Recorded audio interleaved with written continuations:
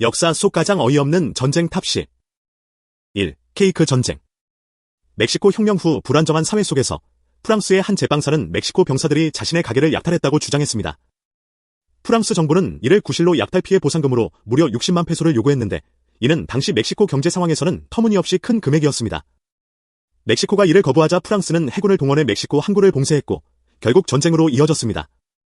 단 한 사람의 제빵사와 그의 가게 피해가 국제적 전쟁으로 확대되었다는 점에서 황당합니다.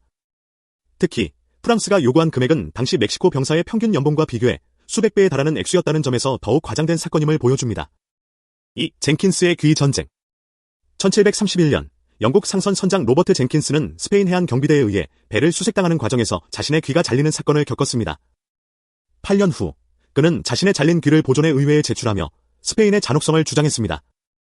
이 사건은 당시 영국이 스페인의 해상 통제를 견제하려는 정치적 필요와 맞물려 전쟁의 구실로 활용되었습니다. 전쟁의 공식적인 이유가 잘린 귀라는 점은 매우 사소해 보이지만 이는 정치적, 경제적 갈등을 숨기기 위한 명분으로 과장된 사례였습니다. 젠킨스의 귀는 상징적 도구로 사용되었지만 실제로 얼마나 큰 영향을 미쳤는지는 논란의 여지가 있습니다. 3. 돼지 전쟁. 미국과 영국은 캐나다와 미국의 국경에 위치한 세누안 섬을 공동으로 관리하던 중 한 영국 정착민의 돼지가 미국 농부의 감자밭에 들어가 피해를 입혔습니다. 이에 미국 농부가 돼지를 쏘아 죽였고 이로 인해 두 나라 간의 긴장이 고조되었습니다. 결국 양측 모두 군대를 섬에 파견하며 무장대치 상황으로 이어졌습니다. 돼지 한 마리가 국경 긴장을 유발하고 군대까지 동원되었다는 점이 황당합니다. 무엇보다도 전쟁에서 유일한 희생자는 문제의 돼지였다는 점이 어이없음을 더합니다. 4. 축구 전쟁. 엘살바도르와 온두라스 간의 월드컵 예선전에서 벌어진 충돌이 원인이었습니다. 온두라스에서 열린 첫 경기에서 엘살바도르 팬들이 폭력에 휘말렸고 엘살바도르에서 열린 두 번째 경기에서도 같은 상황이 반복되었습니다. 축구를 둘러싼 긴장이 양국 간 기존의 정치적, 경제적 갈등과 결합되면서 전쟁으로 확대되었습니다. 단순한 스포츠 경기에서 비롯된 갈등이 군사적 충돌로 이어졌다는 점이 어이없습니다. 축구는 국가 간 화합을 위한 스포츠로 여겨지지만 이 경우는 정반대의 결과를 초래했습니다. 5. 들개 전쟁. 그리스 병사가 자신의 개를 쫓아 불가리아 국경을 넘어가면서 문제가 시작되었습니다. 국경을 넘어온 병사를 불가리아군이 사살하자 그리스군은 이에 대응해 불가리아 마을을 공격했습니다. 이 작은 사건은 급격히 군사적 충돌로 확대되었습니다. 단순히 개를 쫓다가 발생한 사건이 국경 분쟁으로 이어졌다는 점에서 황당합니다. 다행히 국제연맹의 중재로 전쟁은 빠르게 종료되었지만 국경 긴장의 단면을 보여주는 사례입니다. 6. 해뮤 전쟁.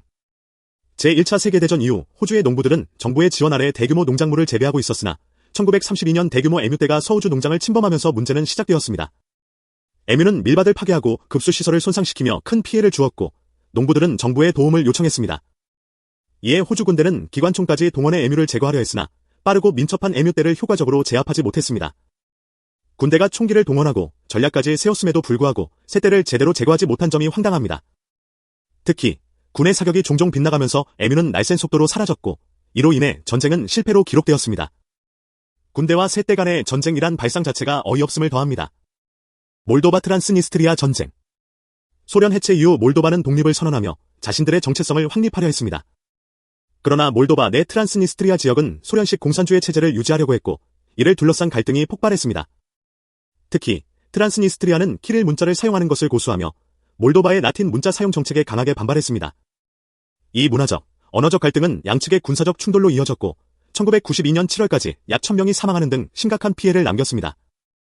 언어와 문자의 차이가 전쟁으로 확대되었다는 점이 놀랍습니다. 두 집단은 단순히 글씨체의 차이를 이유로 서로를 이해하지 못하고 갈등을 증폭시켰습니다. 이는 민족적 정체성 갈등의 극단적인 사례로 남아있으며 그 원인은 현대의 관점에서 보면 터무니없어 보입니다. 8. 영국 잔지바르 전쟁. 1896년 잔지바르의 새 술탄 칼리드 빈 바르가시는 영국의 승인 없이 왕위를 계승했습니다. 이에 영국은 술탄의 퇴위를 요구했지만 술탄은 이를 거부하고 왕궁에 무장한 병력을 배치했습니다. 이에 영국 해군은 잔지바르 왕궁에 대규모 포격을 가하며 전쟁을 시작했습니다. 전쟁은 단 38분 만에 끝났고 술탄의 병력은 대패했습니다. 전쟁이 단 38분 만에 끝났다는 점에서 역사상 가장 짧은 전쟁으로 기록되었습니다.